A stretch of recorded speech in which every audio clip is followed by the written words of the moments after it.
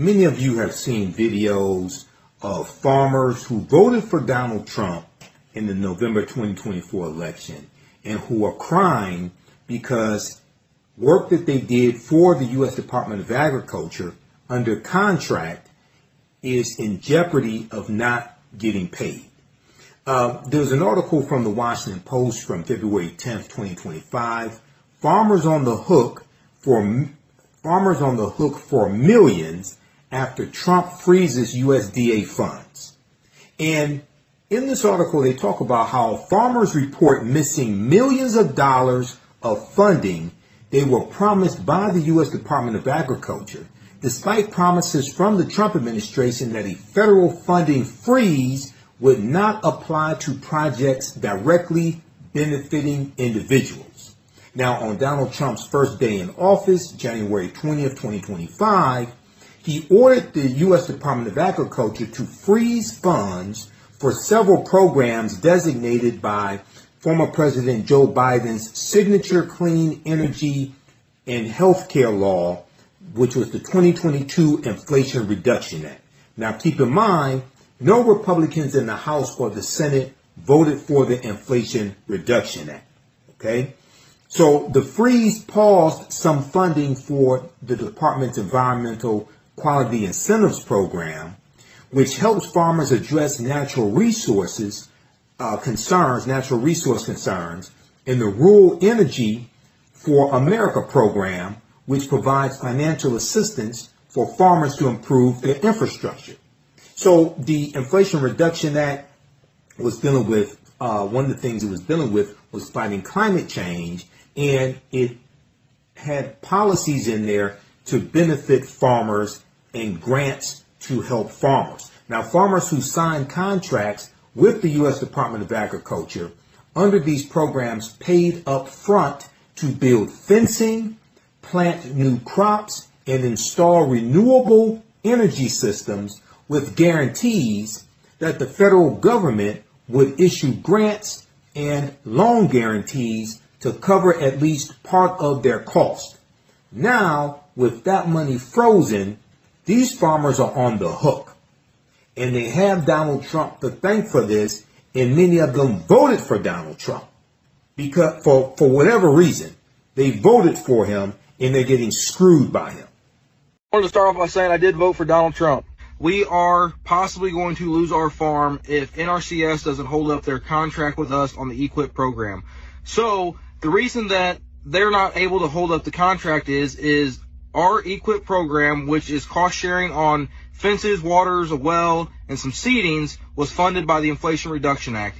Because of the executive orders, there's a pause or a freeze on the funding through the Inflation Reduction Act, and they're not able to pay out on the stuff that we completed or anything going forward. I'm not the only one this is affecting. So there are other farmers in the comments saying that they're in the same boat that I'm in because they signed these contracts, and the contracts, even like, so whenever I looked into the contract, I made sure that that funding was set aside. It wasn't funding that, oh, we hope it's there whenever it's done. I made sure that that funding was set aside so that way before I made these business decisions, I knew that funding was there per contract. So they're backing out on the contract because they don't have the funding. They can't release the funds. So one example that the article gives is of Laura Beth Resnick, who runs a Maryland flower farm. And she says she signed a contract for the U.S. Department of Agriculture, the USDA, to cover half of a $72,900 solar panel installation. Now, in late January 2025, she said she was told her reimbursement payment was rejected because of Donald Trump's executive order. She said, I really don't know what we would do. It just feels like I can't even really think about it.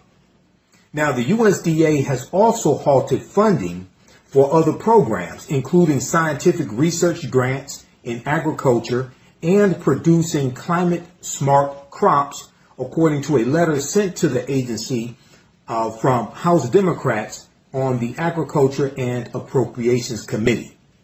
In the letter, it says, quote, pulling the rug out from these recipients runs counter to the mission of the USDA and will quickly and significantly cripple economic development in rural America. Now, there were millions of people who lived in rural America, millions of people who lived in the southern former Confederate states who voted for Donald Trump. Many of them are farmers, and they're getting screwed by him, just like they got screwed by Donald Trump in his first administration when he killed the soybean market for farmers here in the U.S. with China and started that trade war with China, dealing with the soybean market. Now, the disruption to funds appropriated through Joe Biden's Inflation Reduction Act takes aim at one of Biden's flagship legislative accomplishments. Most of the funding was paid out in the last month of his presidency, January 2025, according to a Washington Post analysis, but grants worth $32 billion authorized under the Inflation Reduction Act remain vulnerable to being frozen. Now, the USDA made $3.1 billion from the Inflation Reduction Act available in the 2024 fiscal year for climate-smart agriculture activities, according to the U.S. Department of Agriculture, including grants and loans for initiatives such as the Environmental Quality Incentives Program and the Rural Energy for America program. So a lot of people heard Inflation Reduction Act and didn't understand that it had these policies for rural America, and this stuff is being taken away now by Donald Trump. So once again, we have a classic example of how elections have consequences. Hashtag we try to tell you, but don't blame me because I voted for the black woman. Vice President Kamala Harris had a much better economic plan. Her policies were much better for America. It would have helped millions of people as well as these rural farmers. So like, comment, and share this broadcast. Follow me on my Facebook fan page, The African History Network, The African History Network on Facebook. Follow me on YouTube and Instagram at Michael Imhotep, IMHOTEP, and on Fanbase at The African History Network, The African History Network on Fanbase. Visit my website, AfricanHistoryNetwork.com. You can register for my online classes. Listen to the African History Network show Sundays, 9 p.m. to 11 p.m. Eastern Standard Time. My DVD lectures and digital downloads are there as well. Did you know that the Washington Monument is based upon an ancient African structure called a tekken that comes from the mythology of Asar, Arset, and Heru, who the Greeks called Osiris, Isis, and Horus? Did you know that the panther deity Bast in the movie Black Panther and Wakanda Forever comes from an ancient African deity, a neter in ancient Egypt, ancient Kemet, called Bastet?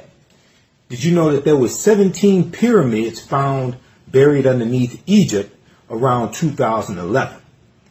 Also, the city of Memphis, Tennessee.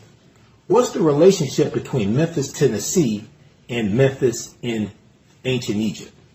I'm historian and national political commentator Michael Imhotep.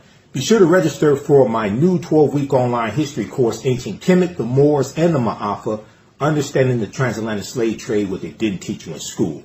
Kemet is one of the original names for Egypt. We deal with thousands of years of history and what leads up to the transatlantic slave trade taking place. Did you know that the word Wakanda is a real word? We find it in the Key Congo language, which is a Bantu language, but we also find it in the Omaha Ponca and Sioux Indian Native American languages.